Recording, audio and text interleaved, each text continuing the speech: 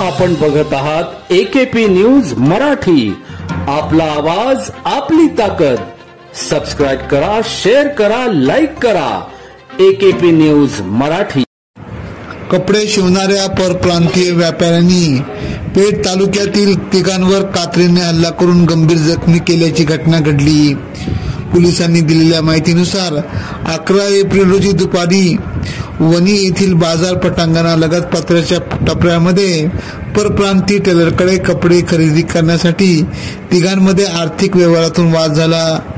त्यानंतर हल्ल्यात प्रवीण काळू गुबांडे वय 25 गंभीर जखमी झाला, तर दोघे जण हनुमंत गोविंदा रानाळे वय 50 व युवराज हनुमान रानाळे सर्व राहणारे तोंडवळ तालुका पेठ जखमी झाले.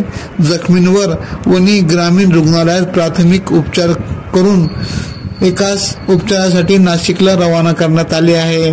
वणी पोलिसात गुन्हा दाखल करण्याचे काम सुरू होते.